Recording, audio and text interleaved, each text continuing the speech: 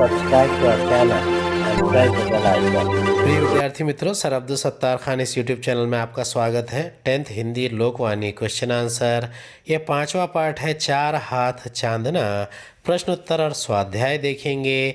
चलिए शुरुआत करते हैं। लेखनीय रंगों का जीवन में बड़ा महत्व है, उदाहरण सहित स्पष्ट लिखिए। इसका उत्तर है रंग अर्थात वर्णों का हमारे जीवन में बड़ा महत्व है। मूल रूप से इंद्रधनुष के 7 रंगों को ही रंगों का जनक माना जाता है। ये रंग है लाल, नारंगी, पीला, हरा, आसमानी, नीला और बैंगनी। इंद्रधनुष के रंगों की छटा हमारे मन को बहुत आकर्षित करती है। रंगों के बिना हम अपने जीवन की कल्पना भी नहीं कर सकते। रंगों के बिना हमारा जीवन ठीक वैसा ही है जैसा प्राणों के बिना शरीर। बालक रंगों के माध्यम से ही वस्तुओं को पहचानता है।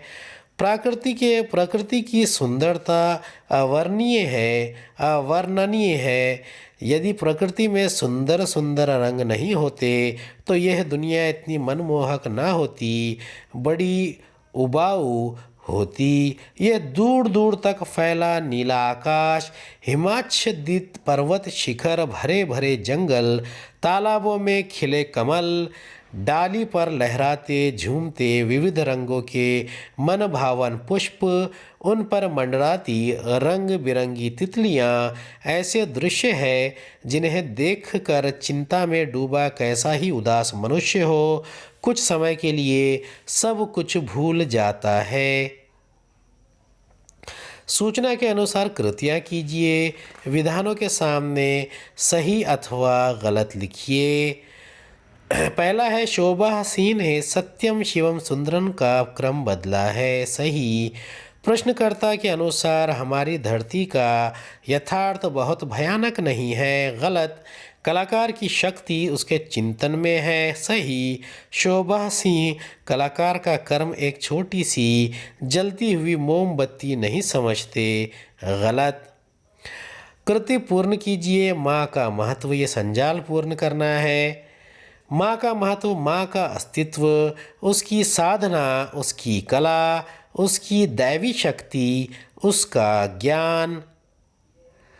प्रश्न तीसरा है उचित जोड़ियाँ मिलाइए। चित्रकार शोभा सिंह, लेखक अमृता प्रीतम, ईश्वर, कलाकार जीनियस, माँ। उचित विकल्प चुनकर रिक्त स्थानों की पूर्ति कीजिए। पहला है सुंदरता के लिए डैश सबसे पहली अवस्था है, नज़र। दूसरा, हमारी धरती का डैश बहुत भयानक है, यथार्थ। तीसरा, कलाकार की शक्ति उसके डैश में है, चिंतन।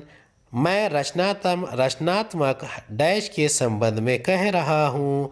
इसका उत्तर है शक्ति। पाठ में प्रयुक्त ऐसे शब्द ढूंढकर लिखिए जिनका वचन परिवर्तन नहीं होता, जैसे वृक्ष, वृक्ष। अब ऐसे चित्र है, यथार्थ, इतिहास, घर, कर्म, रोग, प्रभाव, सूझ। यानी ये सब एक वचन अनेक वचन दोनों में एक ही जैसा लिखा जाएगा। अगला प्रश्न है कला जीवन को आनंदित करने का साधन है, विषय पर अपना मत स्पष्ट कीजिए। इसका उत्तर है मानव एक सामाजिक प्राणी है। अन्य प्राणियों के समान उसकी भी मूलभूत आवश्यकताएं भोजन, पानी, निवास स्थान ही होता है। परंतु बुद्धिशील मनुष्य को केवल इतना प्राप्त करके संतोष नहीं होता, उसके लिए मानसिक भूख शांत करना भी आवश्यक होती है। इसके लिए कुछ लोग संगीत कला का आश्रय लेते हैं, कुछ चित्रकला का, कुछ मूर्ति कला का। कला की साधना ऐसी अभिरुचि है जिसमें व्यस्त होकर मनुष्य ऐसा आनंद पाता है कि दुख दर्द तो क्या स्वयं तक को भूल जाता है। जब हम दुखी होते हैं तो रोते हैं, अपने भाग्य को कोसते हैं, परंतु यदि हम दुख के क्षणों में रोने बिसोरने या हाय तौबा मचाने के स्थान पर स्वयं को किसी भी प्रकार की कला में डुबो दें, कला की साधना करें, तो दुख की अनुभूति कम हो जाती है। कला में ऐसी शक्ति होती है कि इसमें डूबकर मनुष्य परम आनंद को प्राप्त कर सकता है।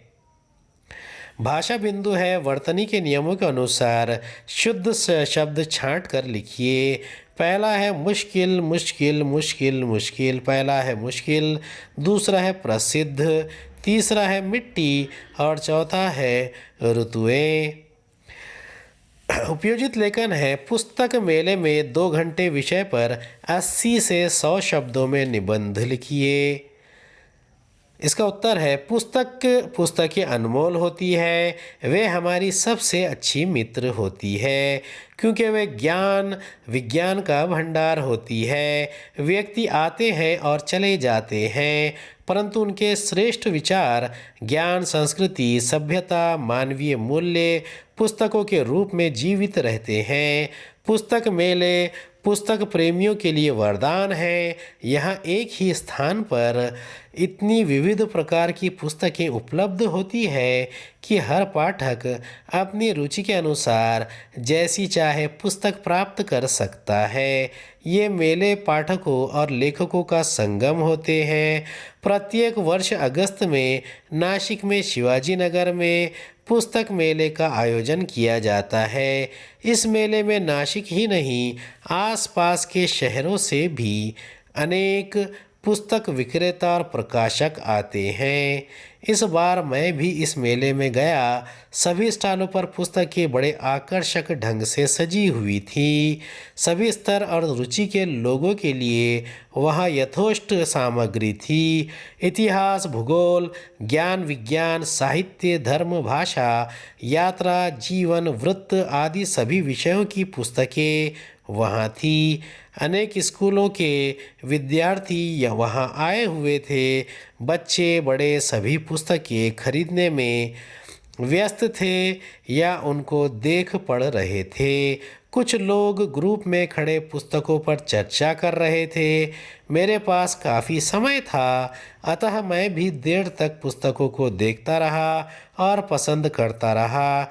मैंने अपने और छोटे भाई के लिए मुंशी प्रेमचंद के कहानी संग्रह मानसरोवर के 8 भागों, जिन्हें मैं काफ़ी दिनों से लेना चाह रहा था, तथा हिंदी का वृहत शब्दकोश खरीदा और बड़े प्रसन्न मन से घर लौटा।